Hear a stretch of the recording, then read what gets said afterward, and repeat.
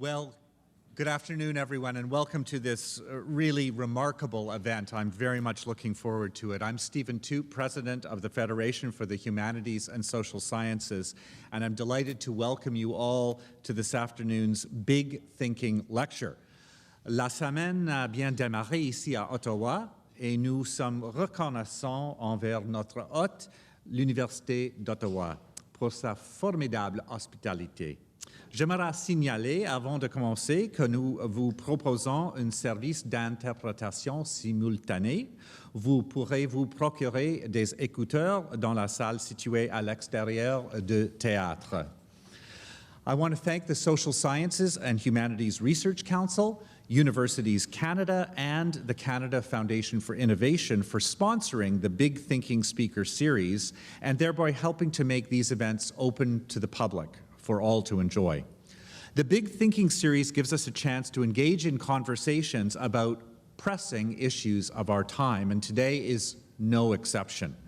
We are all delighted to welcome Azar Nafisi, who will no doubt challenge us, our disciplines, and our institutions as she discusses humanities and the future of democracies. And I'd like to invite Paul Davidson, my friend, President of Universities Canada, to introduce Professor Nafisi. Paul.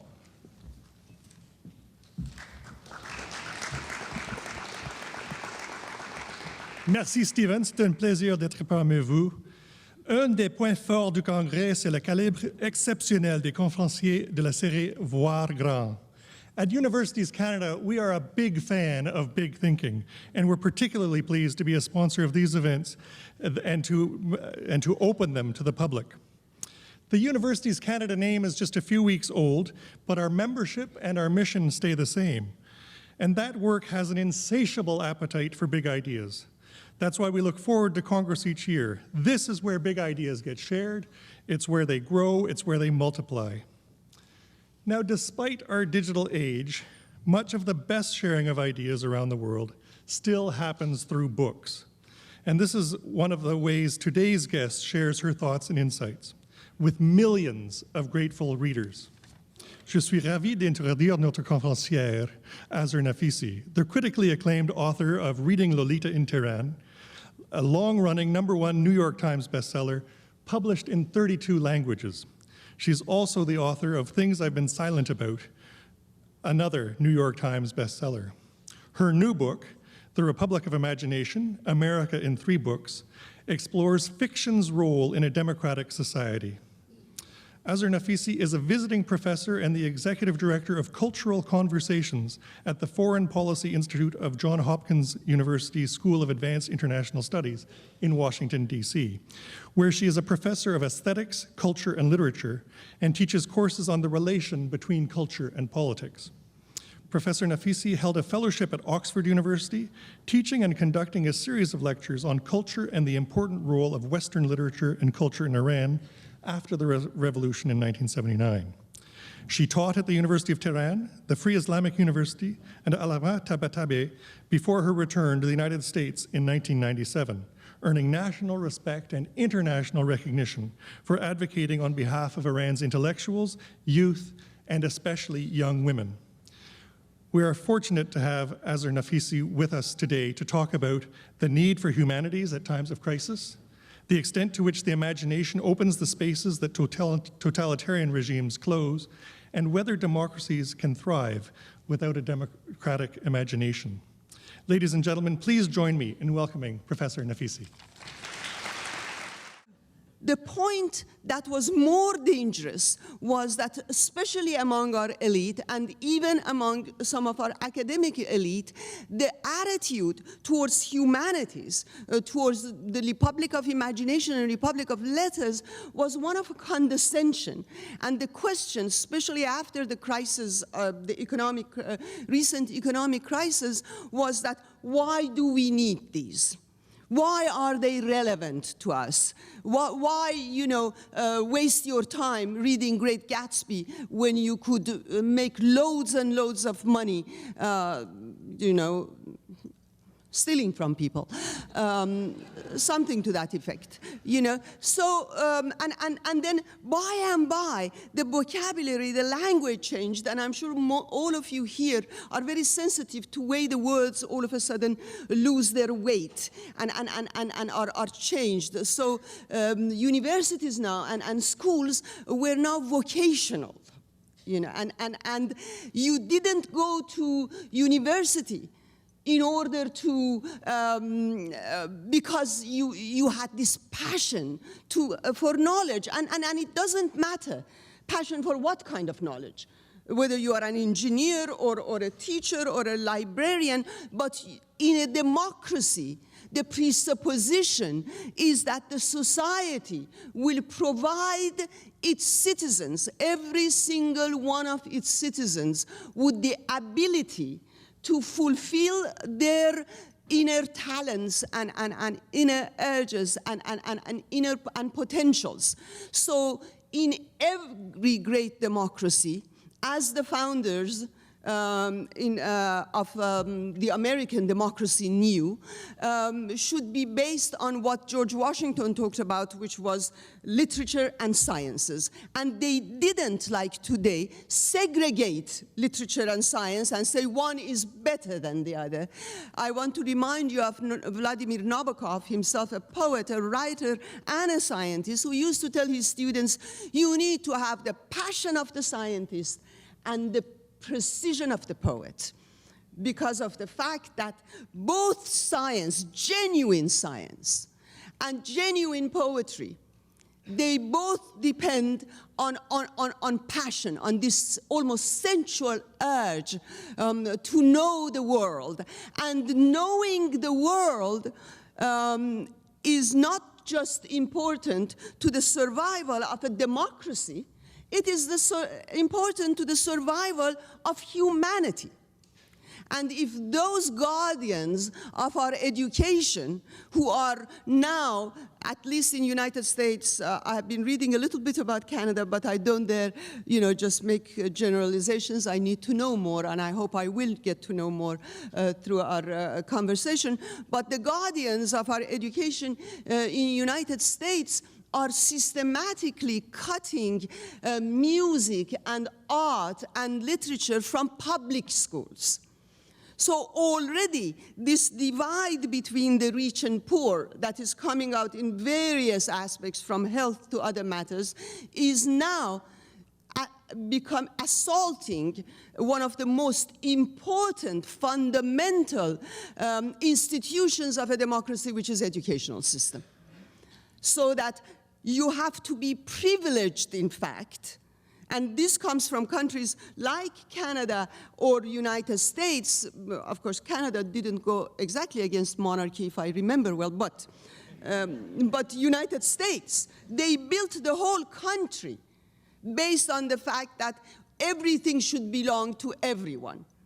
And they claim to believe in the Declaration of Independence, which begins about every man's right to life, liberty, and replacing pursuit of property with pursuit of happiness. Because those people understood that prosperity does not only mean wealth, that prosperity means a society that is healthy, a society that has passion, that finds meaning. And the first place that you learn about passion and meaning in a systematic way is in our schools and through public education and of course through just great families who, reward you with books or with, listening to music every time. Children respond very well to this republic of imagination. So what I wanted to then focus about was to sort of compare and contrast the two experiences I've had, one in the Islamic Republic of Iran and one in the United States of America, and how democracies and authoritarian states are not so different from, they are very different. They are very different, but in one way, they become the distorted mirrors of one another. reflecting each in terms of its potentials for the best and for the worst. Now, we have to remember also that, and that is because I'm talking in a place where a lot of fantastic people from different universities are gathered from the academia, so I have to say it here, that democracy means multivocality of different individuals, each of us being able to have our voice. But at the same time, democracy also means vocality of different areas of human endeavor. So you never reduce one area of knowledge and make it subservient to another, the way we sometimes do in academics today, where we make humanities, especially literature, handmaiden to politics and ideology. Because I think that that is a very, very important thing, because academics and because literature is, well, to quote one of the most beloved, I'm very promiscuous when it comes to literature, and my current beloved is James Baldwin, so, I mean, one of them. I quote from him. He says that there is a gorgeous quote about how you feel alone and, you know, you're with your own struggling soul, and then all of a sudden you discover a man who lived 100 years ago before you, named Dostoevsky, and then you don't feel alone anymore. And then at the end of that, he says, because life is art is important if life is important, and life is important. The whole idea of literature, of science, is because it is both, because life is dependent on the fact that we need to articulate ourselves. Since the dawn of humanity, as we know it, stories have been essential to our survival as human beings. So imaginative knowledge is not something you have today that you can discard tomorrow and say, oh yes, 2,000 years ago, this man named Plato or Aeschylus needed it. But today, instead, we have iPhones. Why do we need to think, you know? Well, we'll see why you need to think pretty soon. You know, I'm not saying it to you guys, but to those who think that we don't need to think. So the whole idea of telling the story is because the world of knowledge, the world of imagination, is based on two fundamental human impulses. One is curiosity. One is what Nabokov used to talk about. He used to say that curiosity is insubordination in its purest form, because of the fact that curiosity makes you question not just the world, which is very easy, but question yourself, which is very difficult. This whole truth and reconciliation that you began this wonderful conference with shows the fact that courage is not merely pointing out other people and blaming them, but the ability, the confidence to turn back to yourself and look at the mirror and not like what you see in the mirror. That is real courage, and a democracy cannot survive without that courage. But anyway, to make this long story short, because pretty soon I have to really make it short, and I haven't even gotten to Iran yet, the whole idea of curiosity, I believe, is based on our need to survive, because the world is so unknown. And in order for us to be able to know the world and to control the world, we need to articulate the world, to connect to the world, and to change the world. And that is why from early mythology, the Greeks and the Romans and the Persians and the Assyrians, their mythologies, trying to explain the world through, their myth, to Bible and Quran and Torah and all the religious books, through to epics and right now novels and short stories and even films. All of the stories are about what it means to be human, and what the world is all about, and how do we connect to it, which takes me to the second one then.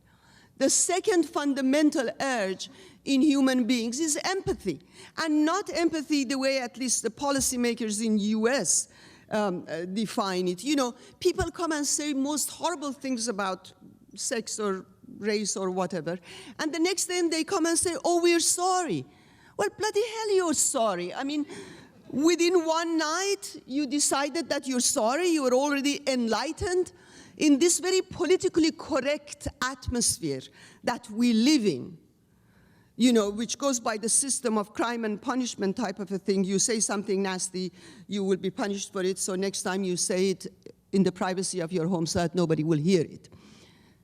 Political correctness cannot really cure racism or misogyny or any other kind of prejudice that you find. What does heal and cure prejudice is what Shahrazad thousands of years ago discovered in 1001 Nights, when she discovered that through the stories, because a great storyteller has to do what Harper Lee used to talk about, that you cannot know another person until you go under their skin and walk around in it a bit.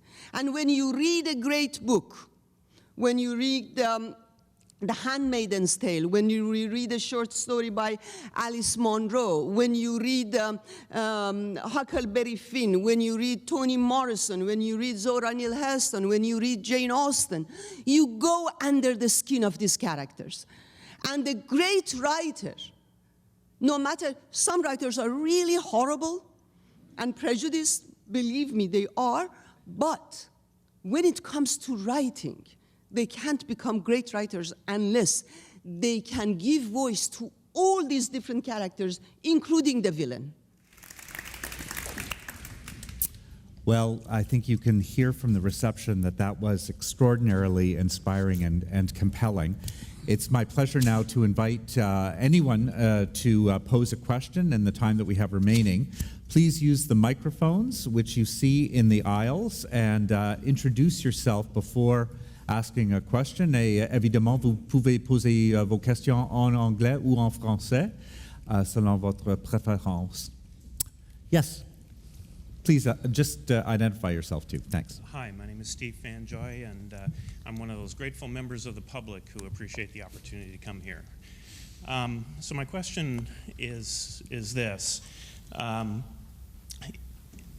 Ideas, imagination, passion, those all come from complex parts of our brain that aren't exclusive to the humanities. Humanities has an exceptional way of tapping into them, but so does propaganda, and so does commerce and corporatism.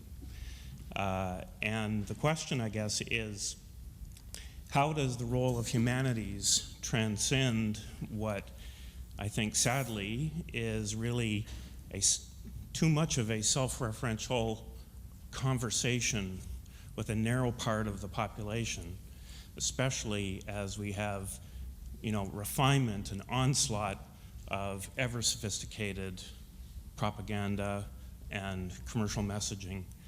One example of a contrast that I don't think is irrelevant today is, if I think back to my youth, the role that music played in the civil rights movement in the United States, yes, and how that tapped into the consciousness of the mainstream in a very, very powerful way. And we have arguably a much larger and more pervasive and more dangerous manifestation of a lot of the forces that existed in the 60s and 70s, or came to a head then. They existed for centuries.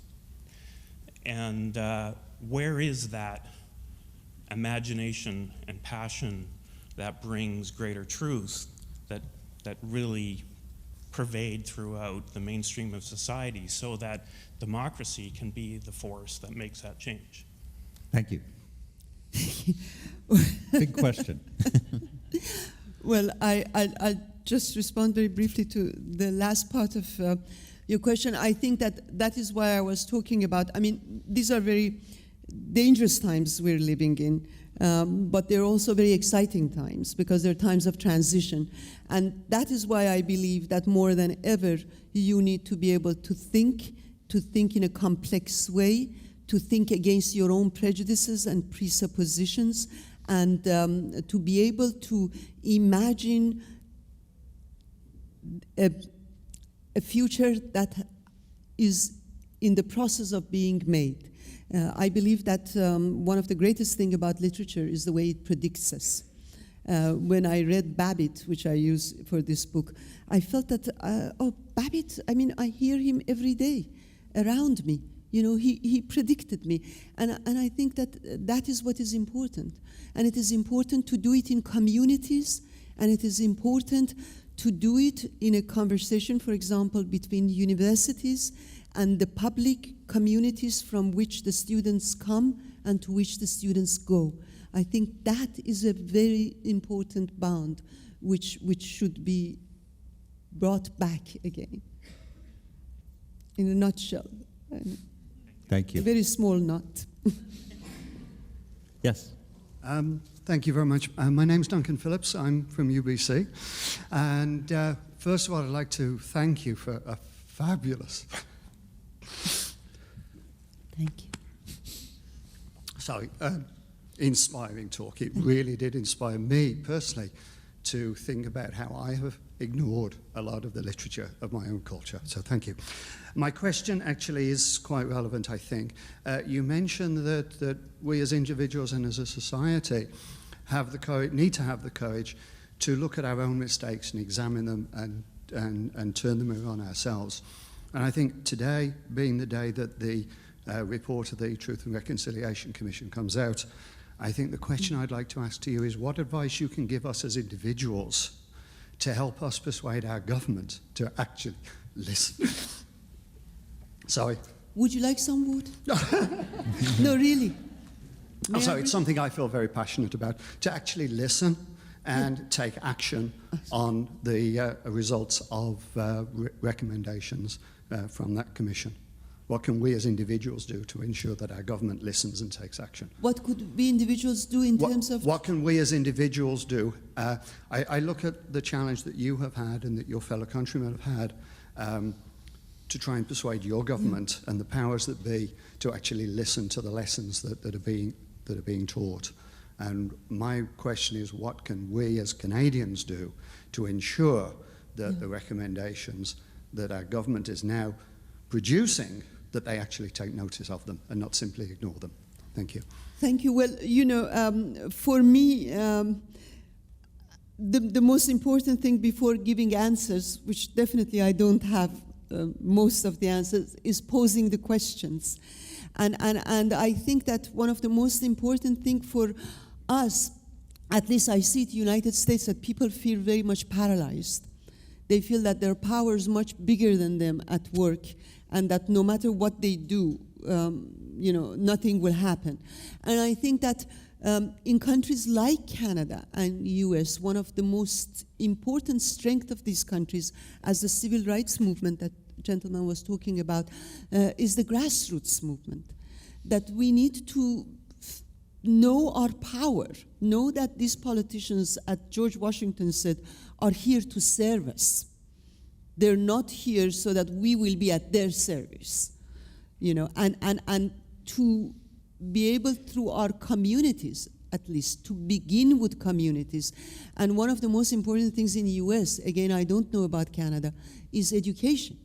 Where is the education going? And you know, how we can give these chances we had to our children now. I don't know how much I responded to you, but one reason I come to a meeting like this is to learn about some of the questions I have. I gather that you read an article this morning by one of our most prominent columnists in Canada, Margaret Wente, Yes. Which attempts to, in fact, I think, trivialize the humanities and I suppose even the social sciences for that matter. We see a lot of that. You see it in, and you referred to it, you see it in governmental rhetoric from time to time. You know, none of this matters. Literature doesn't matter. Why would you waste your time? As you say, if you've got an iPhone, that's all you need. We see it increasingly in the media. You see it even in some commercial and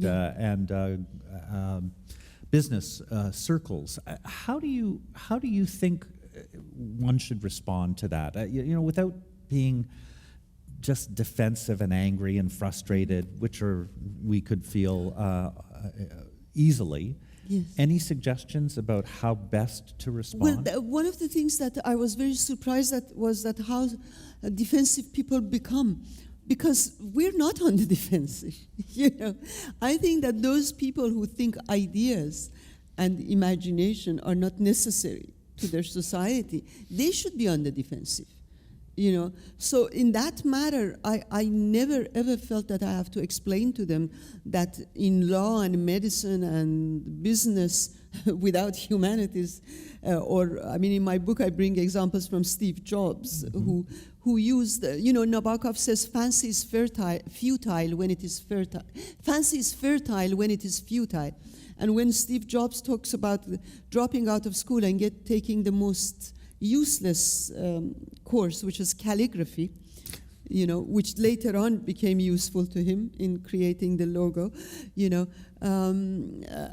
I tell them, read about these things. I also think that maybe we should also look at ourselves, because if you're strong, you might have enemies and you might be weakened for a while, but you won't be destroyed. And I think that if you're strong, you need to ask questions from ourselves in the academia, that how much have we contributed to this trivialization, and how much they are trivializing us because they're too weak to stand up to the arguments, So I think that is why it's so important to have these conversations, to create almost international forums for ongoing conversations, Other questions?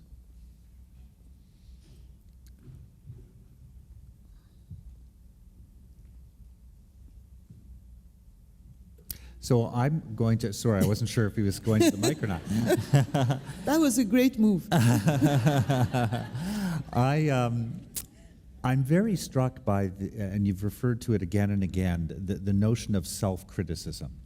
And, that's know thyself. It goes back to the roots of many philosophies. Say a little more about the role of literature in helping us generate self-critique.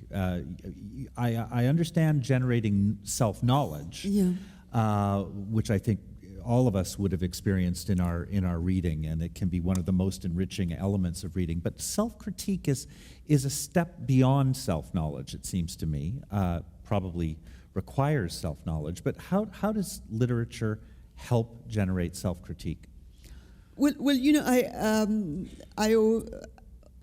in my literary criticism classes, I usually either teach Shahrazad's frame story, where literature is survival. You die if you you don't tell a story and arouse curiosity. And another one is Alice, And I always think that is the best example for our relationship with literature, especially in a democratic society, because Alice is a prosperous little girl. She doesn't have any life or death questions. She's merely bored. And boredom comes out of what we do a lot of times, because we love nowadays to talk only about ourselves, to write only about ourselves, to teach only about ourselves, and everything else. So when we have women's studies, I expect more men to be there than women. When we have African American studies, I expect more white people to be there, but it's the other way around, you know. And that essential curiosity is taken. Alice has that curiosity. Then she risks going down the Wonderland. And what Wonderland does to Alice, I believe, is what literature does to us, where it constantly asks you the question, who are you? Because she's seeing a caterpillar that is 3 inches, and now Alice is 3 inches, you know? And she has to accept that there are creatures in the world that are exactly opposite her, but they exist. And at one point, she doesn't know who she is. You know, so the essence is not constantly saying, I know who I am, what I say is right, you know, I don't want to even hear the news that talks about something different from me. And be able to listen and be able to see. I think that is what literature, great literature does to us. And of course, it gives us enormous pleasure. I remember my father was saying that when you read a play by Shakespeare or a poem by Hafiz, you believe in God because you believe that miracles can happen. You know, how could they create these worlds? You know, that is joy. Then you watch Beyonce.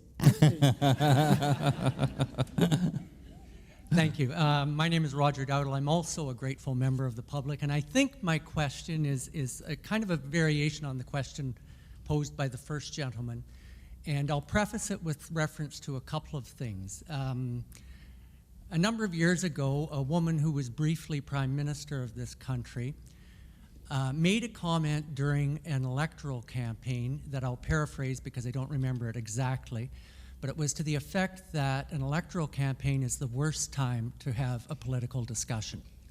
That is the worst time that? To have a political or a policy discussion. And then the other thing that your very thought-provoking talk made me think about, really where I'm getting at is the emphasis that you've placed on the ability to think and the need to think as part of a democracy. But when I look around at the modus operandi in the political world, there are such forces that run entirely counter to that. And even a political party that was established in the relatively recent political history, I heard interviews with its strategists following the most recent national campaign, and their focus that was contributing to their electoral success was not about broadening thought, it was about narrowing thought and focusing on the message of the day. So really my question is, it comes back to what the first gentleman was asking.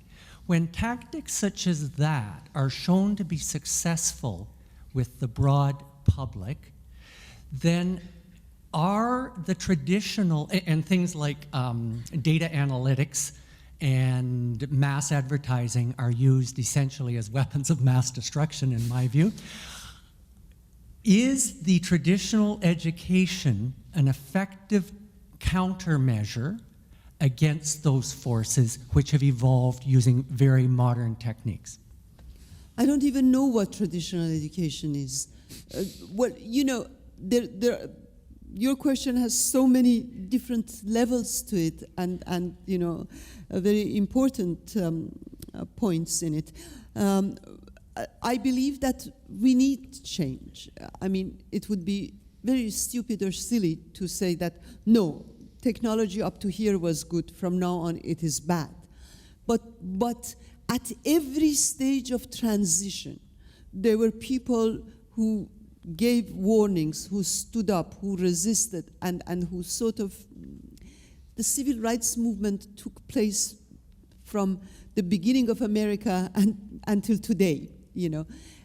So what I'm saying is that at every stage, we have to fight in order to not make technology or money or consumer societies seduce us, and through seduction, control us.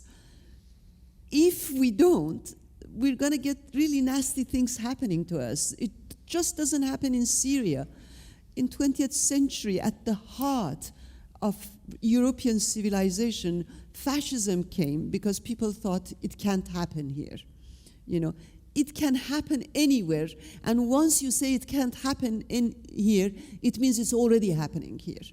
You know, so what I really worry is a society that relinquishes its conscience and its mind for more efficiency and more material goods, a society without memory.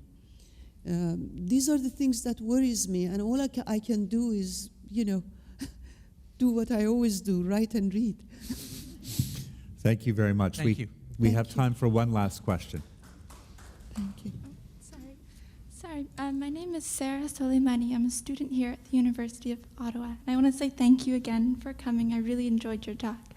I'll make it quick. You mentioned Tahrir at one point, and I want to say thank you. It brought great joy to my heart to hear. As a student born in Canada, I have the fortune to be able to come to university, but I have Baha'i cousins who are in Iran and who are systematically denied higher education. And so I wanted to ask you more, see if, like, does Iran see the harm that they're doing to their country by systematically denying education to youth? And if you think it's just a transition at this time, or do you think it'll get better, or will it continuously get worse before? It's a big question, but I wanted to see what you had to say. Thank you. I didn't get all of it, the microphone. Oh, sorry. So I think the question was, the interlocutor's grown up here in Canada, has been able to come to university, but has cousins in Iran who are denied that right. And the question was whether or not you felt that this was transitional. Will there be change? Is this long term? Will it get worse? And there was just a question about whether or not the government understands the damage that this is doing. Is that fair? Yes, thank you. Okay. I'm so sorry. You know, every time when after 18 years we finally decided to leave Iran, I felt so guilty. And I always remember Nabokov talking about Soviet Union at the time, about countries that hold their citizens hostage by the strings of their hearts. And I think the government has no other choice. If the government wants to impose one voice upon all voices, and Iran is such a various country, and if the government wants to do that, then the first thing that becomes dangerous to them are youth like the ones in Iran who think, who read, who go underground. Now they have Zamistad, where that we have underground universities. So there are all of these things. But as Václav Havel, one of my heroes, said, "I'm not optimistic, but I'm hopeful, because hope means potential. And my hope is not so much in the government, but my hope is in Iran's civil society, that for the past 30-something years, it has resisted this government and has forced it. People, highest level of people in this government have now defected and are in jail and have been murdered by the same government that brought them to power. And I think that Iran will be an example for the rest of the world in terms of how to change without, using violence. So I have hope for your cousins, and they have gone through an experience which later in life will be like going to a fantastic university. They know how to appreciate the things we don't. Thank you very much. Thank you so much. Thank you. Well, thank you very, very much, Professor Nafisi, for your remarkably thoughtful and thought-provoking comments. I think you've demonstrated both the passion for science and the precision of the poet in your remarks. Thank you. We have a small token of thanks. It's very small, so you can carry it. And of course, it's the quintessential Canadian maple syrup. I have to. Thank you. Thank you. I'd also like to thank Paul Davidson of Universities Canada for his introductory remarks, and our sponsors, Universities Canada, here with us today, the Canada Foundation for Innovation, and the Social Sciences and Humanities Research Council for helping to bring big thinking to Congress.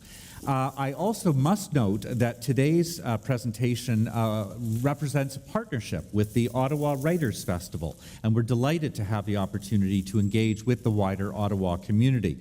Professor Nafisi will be appearing at the Ottawa Writers Festival tonight at 7 p.m. at the Centertown United Church for an onstage interview about her new book, The Republic of Imagination. We've been treated to some of those insights, but I encourage you to gain more this evening.